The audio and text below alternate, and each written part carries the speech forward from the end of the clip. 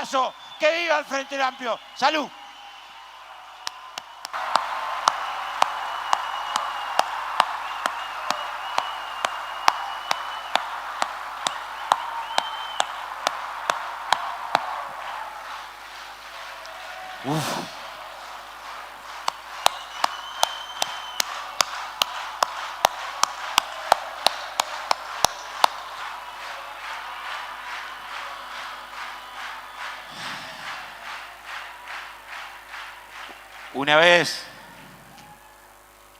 Una vez el entrañable Alfredo escribía acerca de miles y miles de compañeros y compañeras almas y más. Es la primera vez que me toca ser orador central en un acto aniversario. Y lo cierto es que estuve haciendo un esfuerzo gigante, pero es imposible que te entre en la historia de un partido más que centenario, de sus mujeres y hombres, de sus sueños, de sus luchas. Son de alguna manera nuestras, de nuestros errores y aciertos en esa maravillosa travesía de la emancipación humana. Es imposible.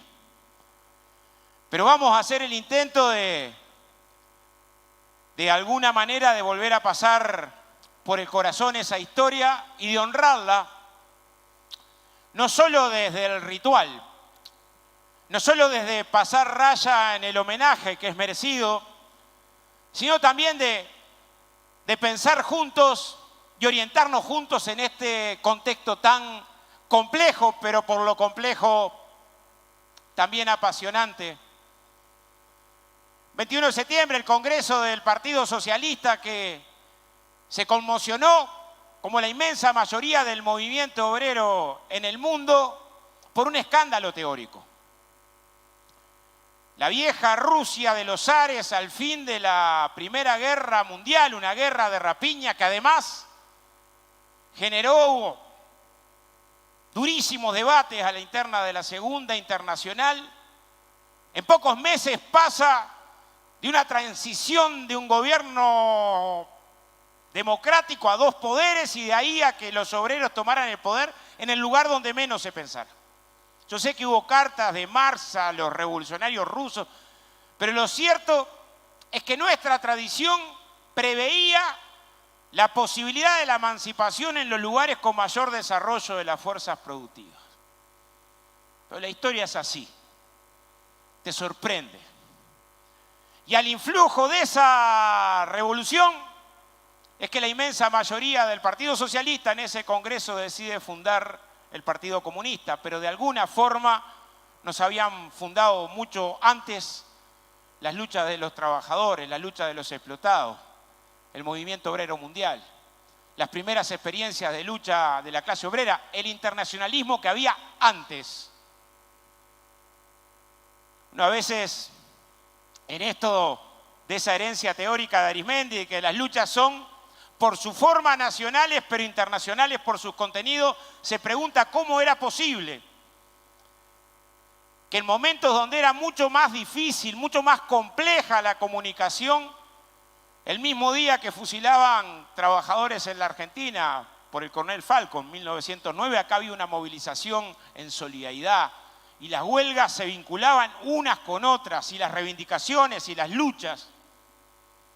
Hoy tenemos al alcance de la mano mucha más información, no toda la información, porque lo cierto es que hay 5 grandes cadenas que controlan casi el 90% de las imágenes que vemos y algunas cosas nos informan más que otras.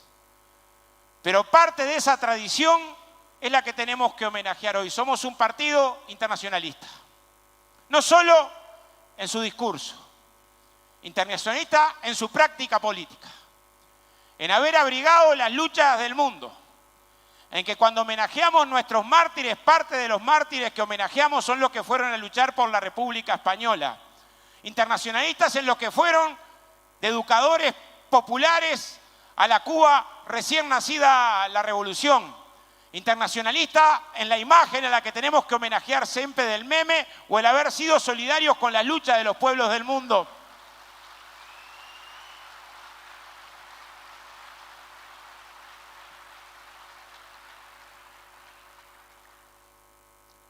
Somos un partido que estuvo siempre vinculado a las luchas populares.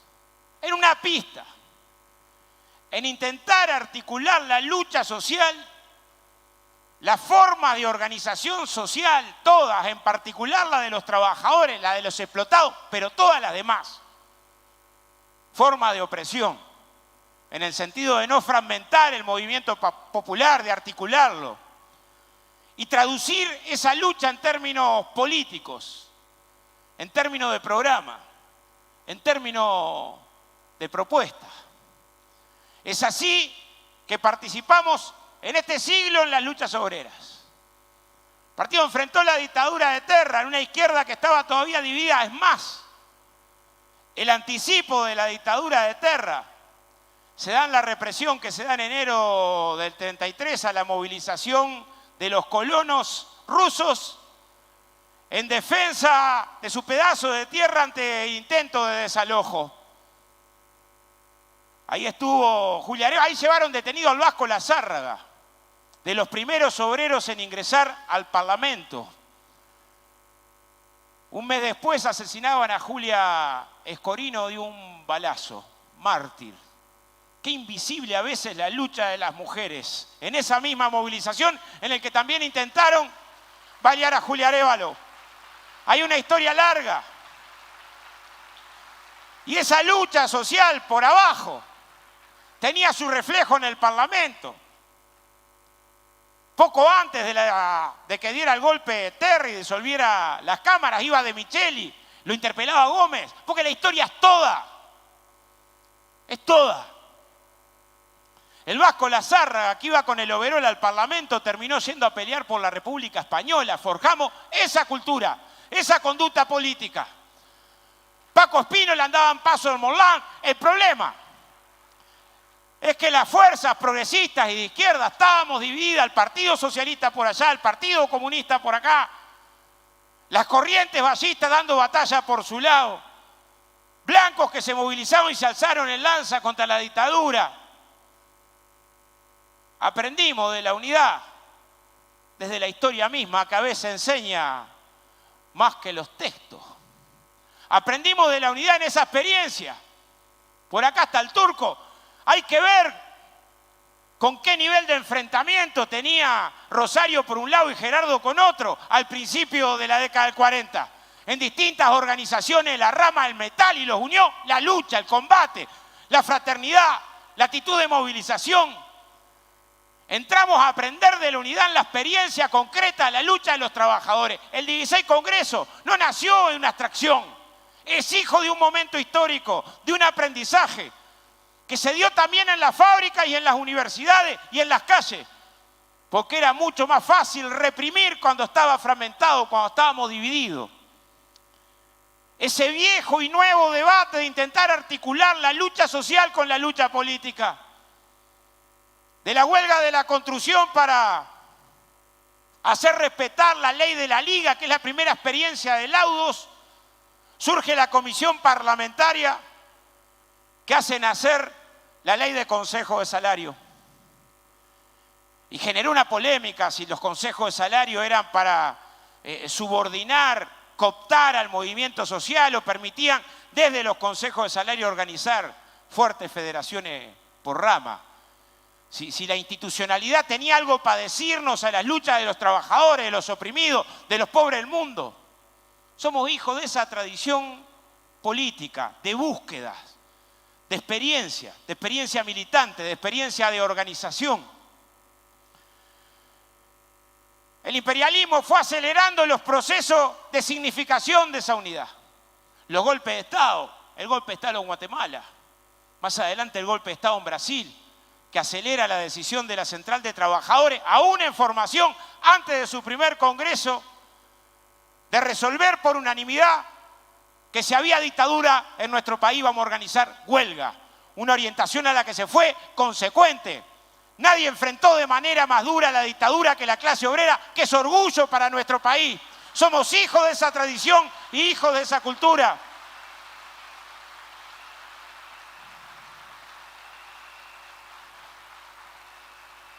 Partido con esta tradición internacionalista que se reflejó en Angola, no puede hoy en este acto no estar mirando, latiendo al costado del pueblo hermano de Brasil, que esperemos que la semana próxima logre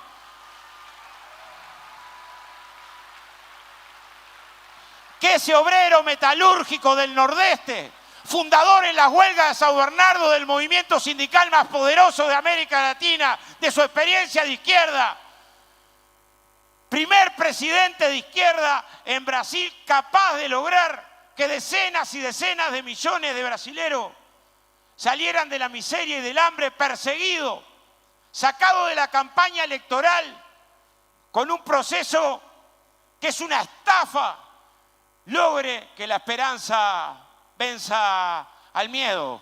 Ojalá el domingo que viene estemos levantando las banderas de que Brasil abre una perspectiva nueva, diferente.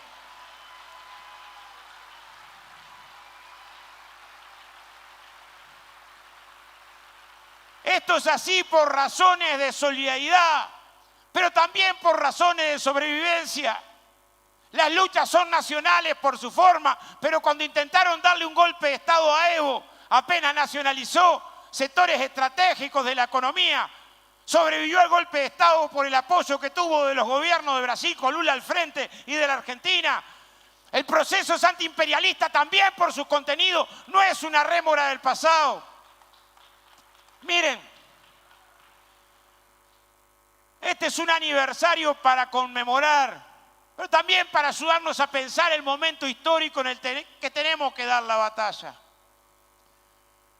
Somos un partido para la emancipación humana. Y es complejo esto, porque el pensamiento único ha sido tan duro, en particular en los últimos 30 años, que uno hasta puede pensar, dijeran algunos teóricos, en el fin del planeta, pero no en el fin de este sistema económico-social que nació históricamente.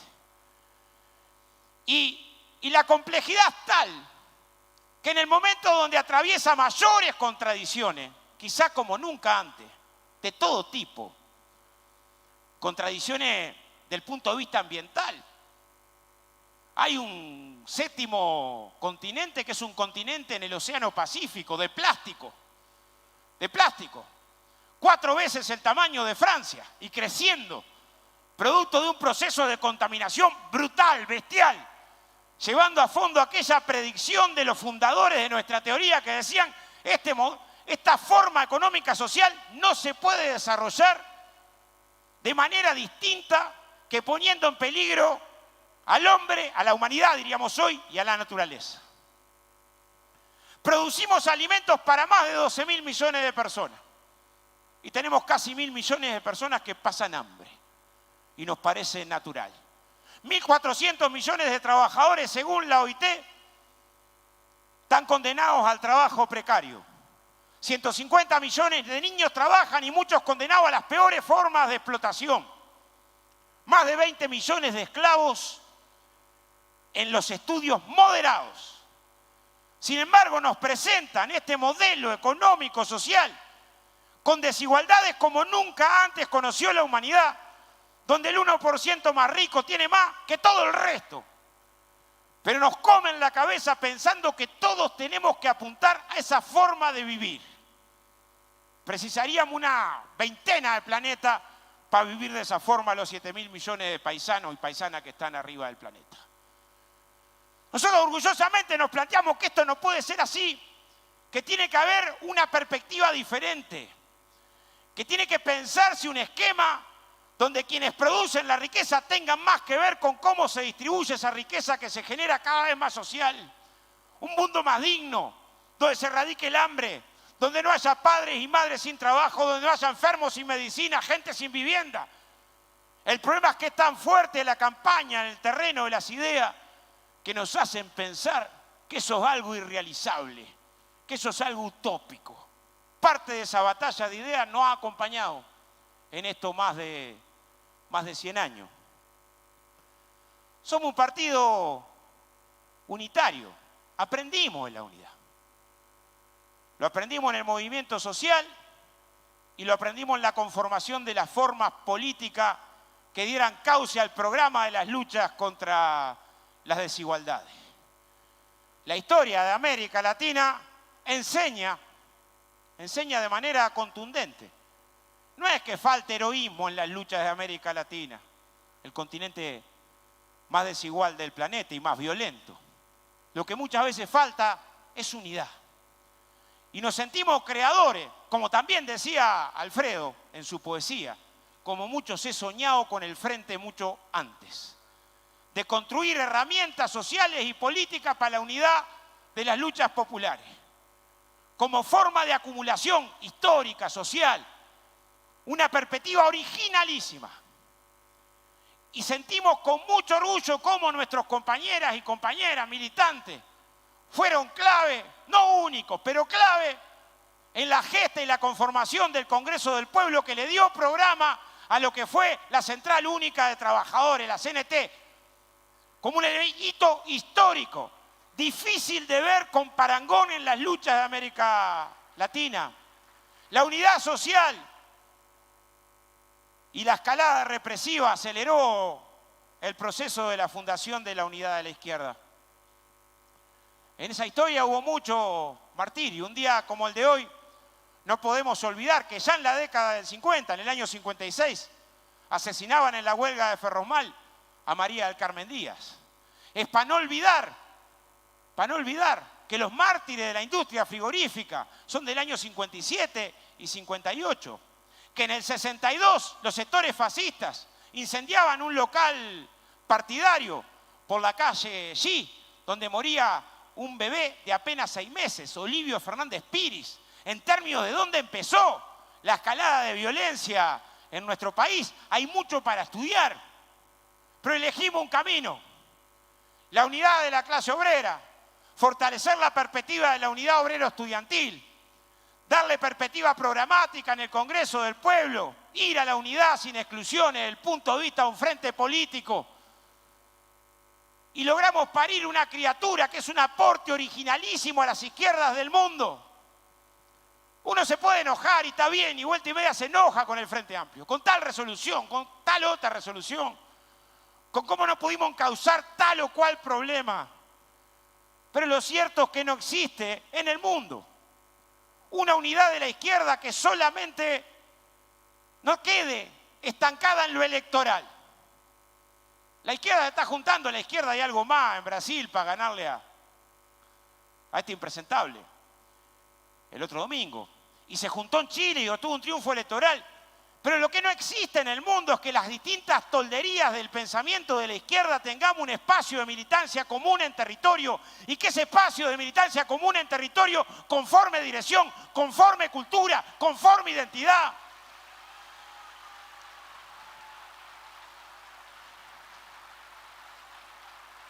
Porque, queridas compañeras y queridos compañeros, cuando decimos que la forma de interpretar las luchas populares que nos sentimos uruguayos frente a amplistas y comunistas no es un eslogan, no es una estrategia de marketing, es una construcción política, humana, cultural, ética, porque por algunas herramientas, compañeros, tuvieron colgado y compañeras en los ganchos. Entonces no solamente estamos defendiendo la forma más eficaz del punto de vista histórico para luchar por la emancipación, estamos también defendiendo esa historia cuando defendemos la unidad de los trabajadores o cuando defendemos la unidad política en una sola herramienta de la izquierda. Es bastante más que un criterio táctico.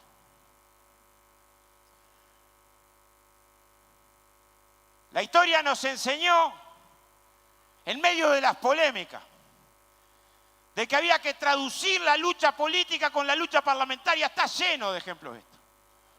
El mismo Flaco Arimendi que andaba por el cerro en los frigoríficos, después andaba en el Parlamento presentando proyectos de ley que tenían que ver con la industria frigorífica. O Gerardo, una larga historia de articular, de darle respuesta a las reivindicaciones justas, a las luchas contra la desigualdad en términos de propuesta, en términos de programa, en términos de elaboración, en términos de proyecto. Y a la vez, partir de una convicción que un programa que se arma seriamente es aquel que al costado de la definición programática tiene la construcción de la fuerza social que lo hace capaz, sino una abstracción que servirá para un paper académico, pero poco para la lucha de los pueblos y su liberación. Ese largo aprendizaje, esa cultura política, la fuimos forjando con las distintas tradiciones de la izquierda. Y compañeros, y compañeras, haber llegado al gobierno Montevideo primero y haber llegado al gobierno nacional, lo decía muy bien Fernando, nos demostró que teníamos razón en algo. Tener la institucionalidad del Estado te permite potenciar la lucha. Y hay transformaciones que no hubiéramos logrado desarrollar sin llegar al gobierno. Y no hay duda que el Uruguay cambió, que se redujo la pobreza, que aumentaron los salarios, que hubo una transformación profunda en la matriz energética, en la matriz de telecomunicaciones, que generamos una agenda de derechos nuevos, que hubo construcciones políticas distintas. También es cierto que por algo perdimos. Y en el por algo perdimos hay mucho para reflexionar. Porque en ese por algo perdimos una parte de las razones tienen que ver con que las batallas no se dan solo desde la institucionalidad. Que lograr espacios del gobierno para las luchas populares no nos puede hacer olvidar de la segunda definición, que es gobernar con las grandes mayorías organizadas y movilizadas. Que un proceso popular solo es popular si el pueblo participa. Que llegar al gobierno, lejos de expander la organización frente amplista en territorio, de manera contradictoria y casi como paradoja cruel, tuvo que ver con llegar al gobierno y disminuir la presencia organizada de Frente Amplio en el territorio, de capacidad de acción y de movilización. ¿Y dónde das la batalla cultural? ¿De dónde te organizás para disputar tal o cual punto de la plataforma de definición política? Porque un gobierno popular nacido de las luchas populares no puede vivir enfrentado al movimiento social que representa. Y también de eso tenemos que aprender, porque a veces se aprende más de la historia que de los textos. Y además, compañeros y compañeras, porque hubo problemas estructurales que no logramos resolver. Y está bueno que nos lo planteemos. Llegamos al límite de lo que había que hacer en materia de política de salud mental, de políticas diferenciales para la pequeña producción. Llegamos al límite de lo que había que hacer en materia de ciencia y tecnología. Llegamos al límite de lo que había que hacer desde el punto de vista de la transformación agroindustrial. Llegamos al límite de lo que había que hacer desde el punto de vista de hacer madurar un paradigma distinto, desde el punto de vista de la seguridad y convivencia, que no nos corriera con el punitivismo. Llegamos al límite de lo que había que hacer desde el punto de vista tributario. O sea, la reflexión crítica. Ojo, que esto no se trata de ver las culpas en otro, porque en muchos casos son las correlaciones que nos fuimos capaces de generar. Y para construir esperanza hay que ser capaces de poner todo en el debate, que tiene que ser fraterno, que tiene que ser unitario, pero que tiene que ser apasionado. La infancia. Yo sé que todo esto empeoró, y vamos a decir dentro de un rato cuánto empeoró.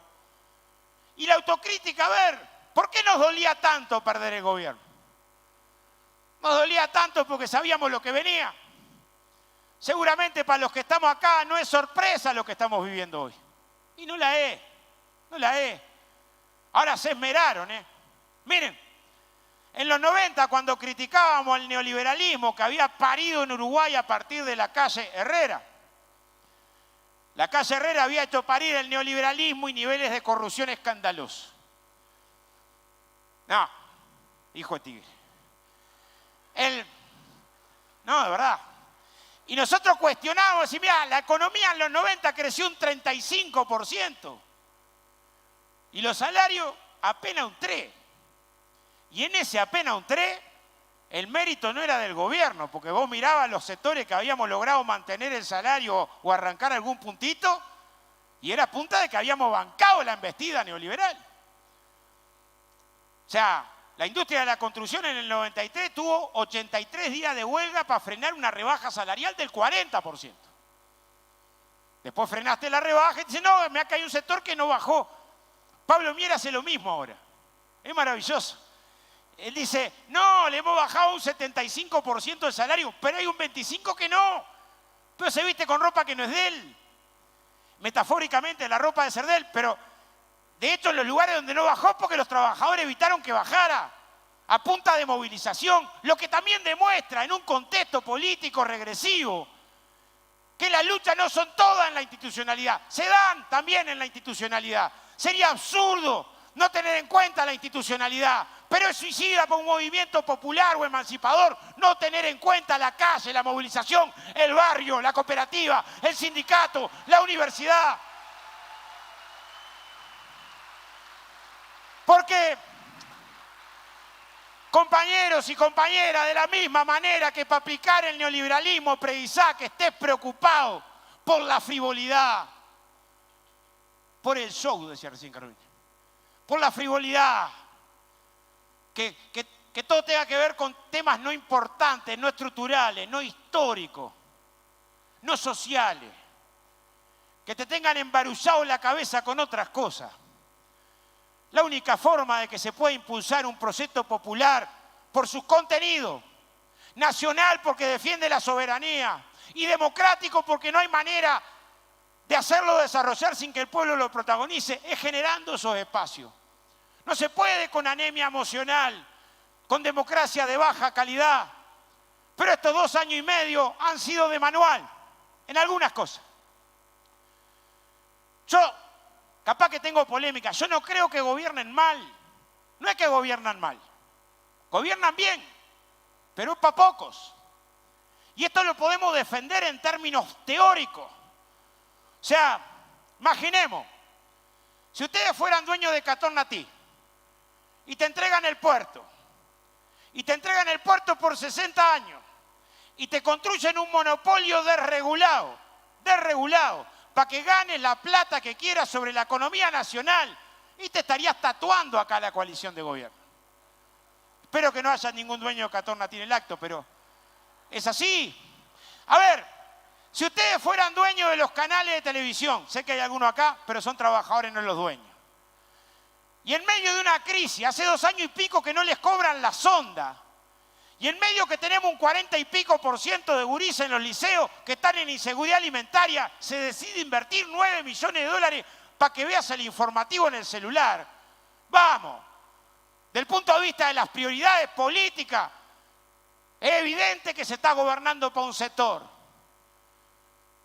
Si fueran dueños de las multinacionales de la comunicación que compiten con Antel, estas medidas que le pegan a Antel un día sí y un día también, parece que no le perdonan al pueblo uruguayo haber defendido las empresas públicas en el 92.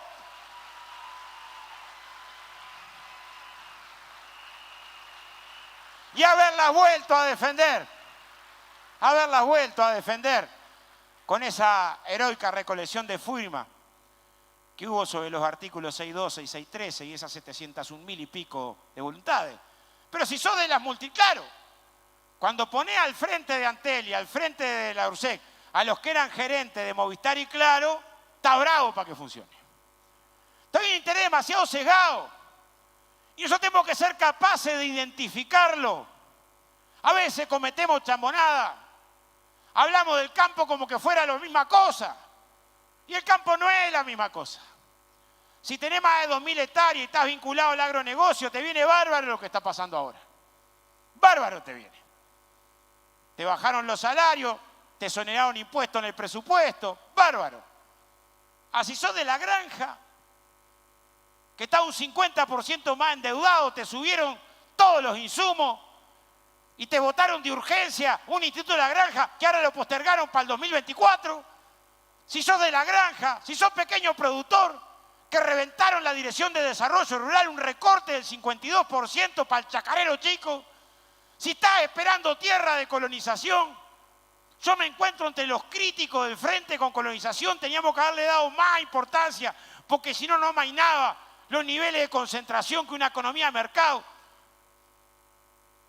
Pero lo cierto es que en los 20 años que fue gobierno de la derecha, Colonización adquiría 1.400 hectáreas promedio por año.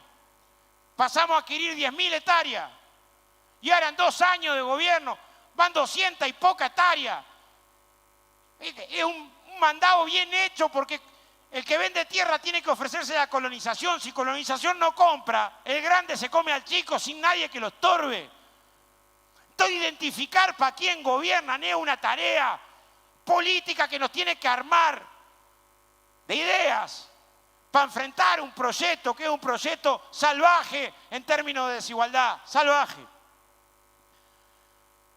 Cada vez que se presentaba un logro en los gobiernos del Frente, que es un logro de las luchas populares, porque el gobierno no es ajeno a las luchas populares, que entre otras cosas construyeron el gobierno. Y ojalá nos eduquemos en no decir el Frente dio tal cosa y dio tal otra, sino hablemos de conquista de derechos, que es mucho más complejo, pero educa en el terreno de la movilización y el protagonismo popular, porque en el lenguaje también se disputa sentido. Miren, lo cierto es que cada vez que hablamos un logro decían, pero ustedes están exportando bonanza. Y esto se reproducía, es la bonanza, mejoró el salario, es la bonanza. Mejoró el presupuesto educativo, es la bonanza. Bajó la pobreza, es la bonanza. El último año móvil, cerró un 52% arriba del 2019 las exportaciones. 52%, no un 5%, 52%. Y tenés salario más bajo, jubilaciones más bajas, menos inversión educativa, menos inversión en vivienda. Y para vergüenza y escándalo, más gurises pasando mal. Esa es la lucha política. Tiene que tratar de interpretarse como esa batalla, que es por el plato de lentejas, pero después coloca programa, coloca propuesta, coloca organización. Miren, tenemos que hacer un enorme esfuerzo. Capaz que no los que estamos acá.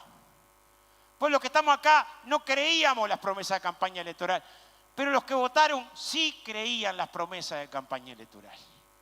Y no están dejando una en pie, pero una sola. Uno mira, cuando Lacalle visitó el PIT-CNT, él dijo una frase que la colgó. Dijo, me tendría que tatuar en el pecho que voy a defender la negociación colectiva porque no me creen. Se imaginan ese tatuaje, ¿no? Está bravo para agarrar la tabla de ser con ese tatuaje. Porque lo cierto, que no solo se orientó una política salarial de rebaja pareja. El primer semestre de este año la industria creció un 10% del volumen físico de producción, con un 5% menos de horas trabajadas, y bajaron un 4% los salarios, o sea, pareja. El sector agroexportador explota, los salarios están más bajos, pareja.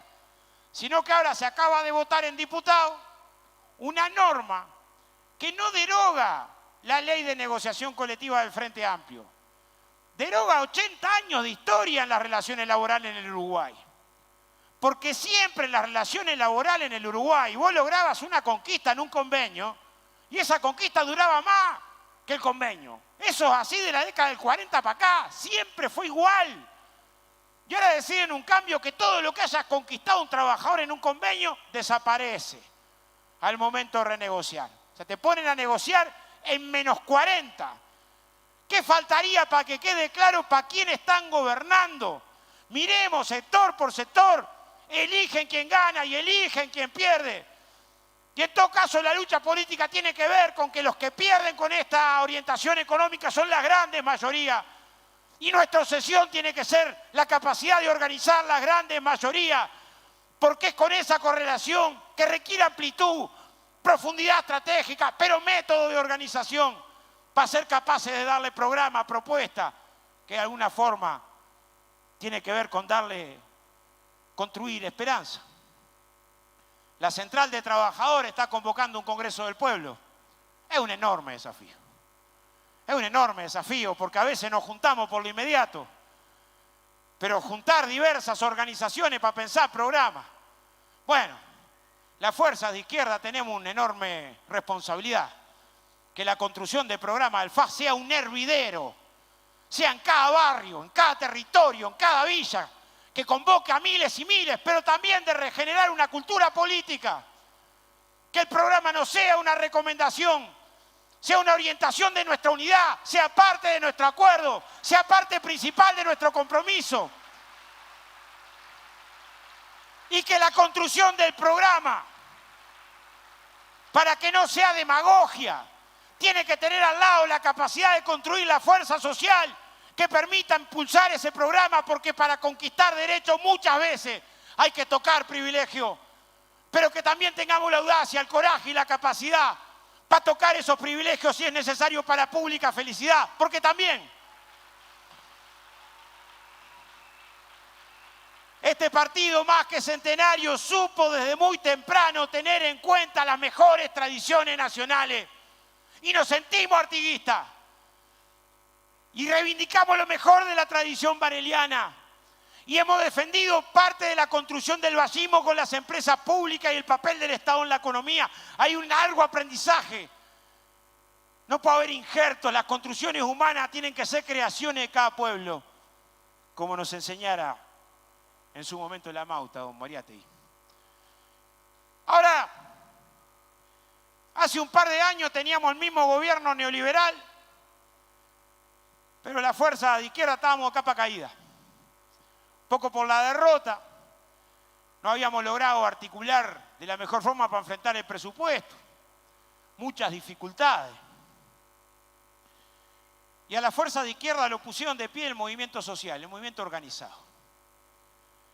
Y ahí hay una lección para aprender, sobre todo para los partidos de izquierda, también para el nuestro. A veces creemos que tenemos la verdad en el puño y que iluminamos. Tenemos que ser más modestos. Muchas veces aprendemos de la sociedad. Hoy a mí me da una enorme alegría que casi en primera fila estén sentados los compañeros que ahora existen. Antes no ellos, sino la Comisión de Discapacidad del Partido Comunista. Pero estaban nuestras plataformas. Estaban nuestras reivindicaciones, la violación de derechos humanos a la que se somete una parte de la población, de costado, solamente como información. El año pasado tenían que ingresar 153 personas en situación de discapacidad al Estado, ingresaron 0, 2 en el correo, pero ni siquiera por el cupo. Ahora, ¿cuánto tenemos que aprender de los colectivos feministas sobre las desigualdades de género? ¿Cuánto tenemos que aprender del movimiento cooperativo? ¿Cuánto tenemos que aprender de los colectivos de derechos humanos? La construcción política social requiere también tener más modestia y requiere también estar en la base. Y eso nos lo enseñó en el momento más crítico la recolección de firmas, donde fue importante el movimiento social para tomar la decisión y fue importante para que el Frente tomara la decisión los comités de base del Frente Amplio. Y cuando digo importante, no es importante en votar en el plenario, porque votar en el plenario no alcanza. Es que las bases del Frente Amplio juntaron más de la mitad de la firma para hacer parir ese referéndum. Y si había alguna duda demostraron, o nos volvieron a demostrar, o vuelven a demostrar con mucha nitidez que esa preciosa experiencia que hay que fortalecer, que hay que cuidar, que hay que mejorar, que hay que darle perspectiva, que siempre se puede hacer mejor, pero el problema es que no se puede sin pueblo organizado también políticamente. Y cambiamos la correlación y se empezó a generar un momento distinto. Y una parte de la perspectiva del gobierno, creo que lo decía el Turco otra vez, huye hacia adelante, acelera reforma. La reforma laboral está en discusión en el Parlamento. Un proyecto, agazapado aún, pero un proyecto que pretende que salgan de prisión los principales responsables del terrorismo de Estado. Este acto arrancó con una mención muy emotiva y muy emocionante a tantísimos y tantísimos compañeros y compañeras almas que pagaron con su vida defender esta perspectiva política en los momentos más duros, del antes y del después, de los mártires de la 20, esos que la lectura valiente de Jaime en Diputados mostraban la autopsia, cómo habían sido asesinados nuestros compañeros, y sentimos un poco de dolor de que no nos acompañe físicamente hoy Machadito, un testigo de esa historia tan dura, de la Operación Morgan. Bueno, eso está en discusión en el Parlamento hoy. Va a estar en discusión en el Senado. Va a estar en discusión en el Senado. Esperemos, parece que viene ahora, un proceso de destitución a la compañera Carolina Cose. En Brasil sacaron a Dilma. Sacaron a Dilma de manera absurda, por transposición de fondos. No se pudo demostrar nada. Y ahí empezó Brasil a vivir lo que vivió y acá parecía que nunca iban a pasar cosas de esas. Ahora un puñado de diles intenta generar ese tipo de discusión. Yo estuve repasando. Miren, en la Intendencia de Artigas, en lo que va de este periodo, entraron 173 funcionarios a la Intendencia. A dedo, de los 173, entraron 172. No se puede decir que entraron todos porque uno concursó, vaya a saber por qué. Ahora, que nos vengan a hablar de discrecionalidad, quienes manejan así las cosas. Yo voy a contar una personal. Con el camarada Walter Sosa, hoy desaparecido, elaboramos en su momento, nos trasladó una preocupación, hizo que elaboráramos un pedido de informe acerca de la venta de Carboclor, de ANCAP. Una venta curiosa, porque el que venía a comprar ofrecía muchas veces más de lo que vale. Está como ese refrán de que cuando la limosna es grande, hasta el ciego desconfía. Y quería venderse sin proceso licitatorio en principio. Y después averiguamos que el que estaba para la compra-venta era un personaje que tenía 14 antecedentes judiciales por estafa. Prolijazo el hombre. Y que la empresa que quería comprar no existía. Era una empresa fantasma. Y después hicimos otro pedido de informe que estamos para que nos respondan todavía de por qué se habían acelerado los trámites. Y después se vio que había una firma trucha de fondos que no tenían. 2 años hace que pedimos esos pedidos de informe. O sea, que lo mismo que tienen este manejo discrecional, tenemos que darnos cuenta a dónde apuntan. Y apuntan a la forma de organización social y política. El pueblo se da. Por eso se la agarran con las ollas populares. Para intentar dar un mensaje. No te organiza en el lugar. En la misma semana donde surge una auditoría que el MIDE estaba dando canastas sin respaldo, fondos sin giro. Del propio Tribunal de Cuentas arman la discusión de la SOS y van para allá y van para acá. De los pobres sabemos todo. En medio de esa circunstancia tenemos un gobierno que no solo profundiza la desigualdad, como decíamos, tiene situaciones que pero parecen de una serie policial, porque yo soy de los que creo que si tenés de un lado de la mesa un representante de las transnacionales y del otro lado de las transnacionales y le entregás un pedazo del país, como en el caso del puerto, ya está feo eso. Pero esto pasaron un escalón más arriba. Tenés situaciones, Fernando lo explicaba muy claro.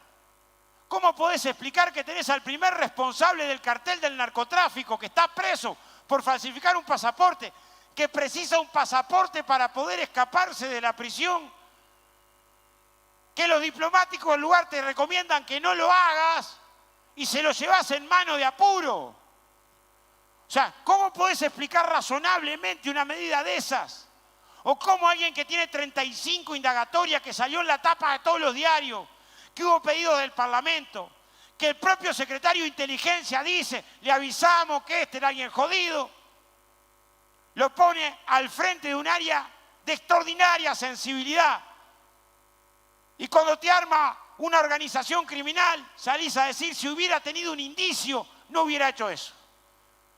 Esta es la circunstancia que estamos viviendo hoy en todos los planos, en el plano económico, social, político.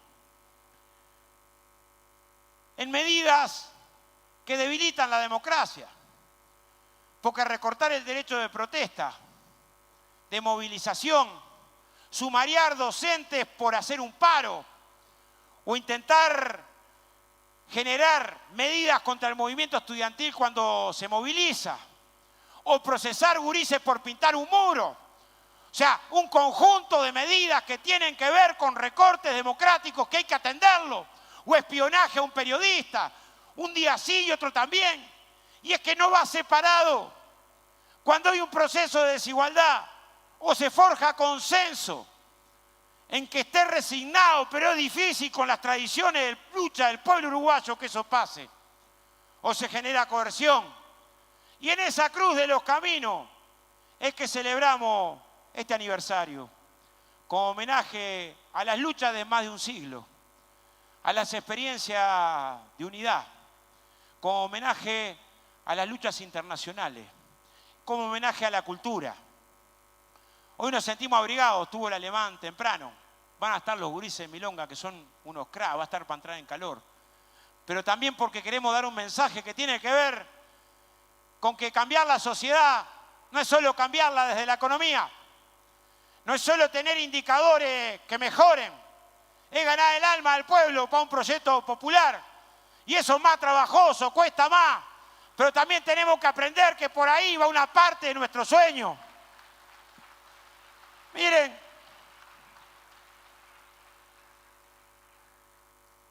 queridos compañeros y querida compañera, hay otro poema de Alfredo, que es de los tantos referentes, en el que terminaba convocando a sentir que en la fila había un lugar, hay un espacio. Me parece que un aniversario de estas características, que es un acto de unidad frente amplista, tenemos una enorme alegría que nos hayan acompañado los intendentes y la intendenta que el Frente Amplio tiene, todos son nuestros, porque además este es un tiempo donde honrar la mejor tradición de la izquierda, esa de tanto sacrificio, de tanta negación, esa que supo construir perspectiva política y propuesta en los momentos más difíciles, cuando eran fuerzas testimoniales, en los momentos más duros, cuando la dictadura intentó cortar por la yugular el proceso de acumulación de fuerza, requiere que la lucha política sea esa entrega. La lucha política no es en qué lugar voy a estar en la lista, no es pensar qué acuerdo electoral. La lucha política es cómo se traduce en el programa las causas y cómo atrás de las causas tengo el tamaño de pueblo suficiente para ponerse al hombro ese proceso de emancipación.